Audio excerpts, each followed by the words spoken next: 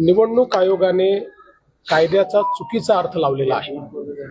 या निवडणुका रद्द करणं हे अत्यंत चुकीचं आहे।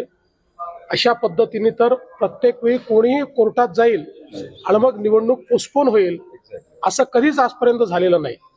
कुठला कायदा निवडणूक आयोग काढताय, कुठला कोणाचा सल्ला निवडणूक आयोग घेताय याची मला कल्पना नाही।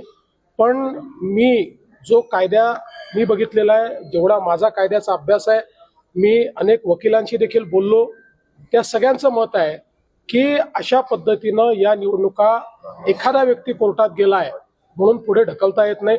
काही तर अशा प्रकारचे देखील आहेत त्या ठिकाणी।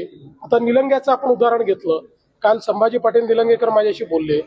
निलंग्यामध्ये सगळी प्रक्रिया पूर्ण झाली, एक कोणीतरी ज्याचा फॉर्म रद्द झाला होता तो कोर्टात गेला, कोर्टाने त्याचा फॉर्म रिजेक्ट केला, तो काही ऍक्सेप्ट केला नाही। त्यामुळे मग ज्यांनी फॉर्म भरले त्यांना पूर्ण वेळ मिळाला, परत घेण्याचा पूर्ण वेळ मिळाला, प्रचाराचा पूर्ण वेळ मिळाला, आणि कोणीतरी पार्टी केलं होतं म्हणून या ठिकाणी निवडणूक पोस्टपोन करणं हे अतिशय चुकीचं आहे। अर्थात निवडणूक आयोग स्वायत्त आहे, त्यामुळे त्यांना निर्णय घेण्याचा अधिकार आहे। पण माझं मत आहे की कायदेशीररित्या या ज्या निवडणूक आयोगाने पोस्टपोन केलेल्या आहेत त्या पूर्णपणे चूक आहेत। आणि त्यानंतर आता पुन्हा म्हणजे हा त्या कॅन्डिडेट्सवर किती अन्याय आहे, ज्यांनी प्रामाणिकपणे सगळ्या गोष्टी केल्या आणि आता उद्या निवडणूक आहे, आज तुम्ही पोस्टपोन करून टाकता। त्यांचे श्रम, त्यांची मेहनत, या सगळ्या गोष्टी गेल्या वाया। आता 15-15, 20-20 दिवस पुन्हा त्यांनी प्रचार करायचा, हे मला असं वाटतं अतिशय चुकीचं आहे।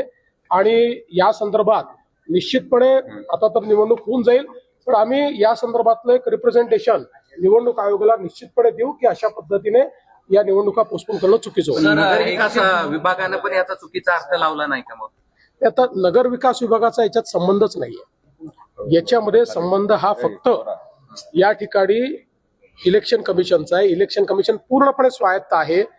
इलेक्शन कमिशनला काल अनेक रिप्रेझेंटेशन्स गेले, कलेक्टर्सची VC देखील झाली, अनेक कलेक्टर्सनी देखील आपलं मत मांडलं। पण आता जो काही निर्णय त्यांनी घेतलाय, शेवटी मी एकदा सांगितलं त्यांनी घेतलेला निर्णय आहे, त्यामुळे आता तो निर्णय तर मान्य करावा लागेल। पण माझं मत आहे की हा निर्णय चूक आहे।